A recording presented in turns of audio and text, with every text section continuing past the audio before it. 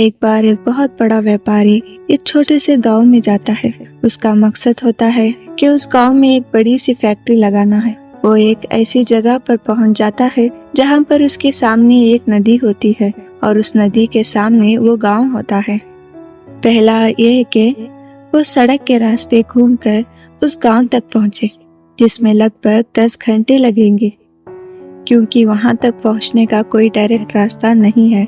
दूसरा रास्ता ये था कि वो एक नाव में बैठकर नदी के रास्ते उस गांव तक पहुंच जाए, जिसमें केवल 20 मिनट ही लगते हैं। तो अपना टाइम बचाने के लिए उसने नाव के जरिए गांव तक पहुंचने का फैसला किया। वो नाव बहुत छोटी सी थी, जिसमें एक तरफ वो आदमी बैठा था जो नाव चला रहा था और दूसरी तरफ वो व्यापारी बैठा था। नाव में बैठने की थोड़ी देर बाद उस व्यापारी ने नाव वाले से पूछा, तुझे पता है तेरी नाव में कौन बैठा है? तो नाव वाले ने बड़े भोलेपन से जवाब दिया, नहीं साहब, मैं नहीं जानता। तब व्यापारी ने कहा, अरे तो अखबार नहीं पढ़ता है क्या? मेरी फोटो हर दूसरे तीसरे दिन अखबार में छपती है। तो नाव वाले ने कहा, अरे साहब, मुझे पढ़ना लिखना नहीं आता है। मैं बहुत छोटा सा था जब मेरे पिताजी गुजर गए थे और अपने परिवार का ध्यान रखने के लिए मैं बचपन से ही काम में लग गया, इसीलिए मेरा स्कूल बचपन में ही छूट गया था। ये सुनकर उस व्यापारी ने नाव वाले का मजाक उड़ाते हुए कहा, तुझे पढ़ना लिखना भी नहीं आता है, ऐसी जिंदगी का क्या फायदा?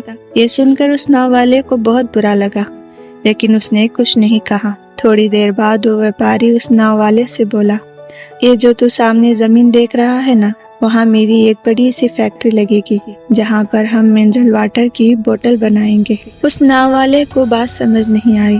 उसने कहा, किस चीज की फैक्ट्री? तो व्यापारी ने बड़े ही इरिटेट होकर उससे कहा कि वहाँ पानी पीने की बोतलें बनेगी जो तेरे गांव में नहीं बिकती, लेकिन शहरों में बहुत बिकती है। तब नाव वाले ने कहा, अरे साहब, मुझे कहाँ पता होगा, मैं तो कभी इस गांव से बाहर निकला ही नहीं। फिर व्यापारी ने उसके ऊपर हंसते हुए बोला, तू कभी इस गांव से बाहर तक नहीं गया? तुझे पता ही नहीं कि शहर क्या होता है? ऐसी जिंदगी का क्या फायदा? उसकी बात सुनकर नाव वाले को सच में ये लगने लगा कि उसकी जिंदगी किसी काम की नहीं है। ये सोचते हुए उसकी नाव पर से ध्यान हट गया और नाव एक बड़े से पत्थर से जाकर टकरा गई, जिसकी वजह से नाव में पानी भरने लगा और नाव डूबने लगी। उस जगह पर पानी बहुत ही गहरा था और किनारा भी बहुत दूर था। नाव वाले को समझ में आ गया, अब इस नाव को बचाने का कोई तरीका नहीं है।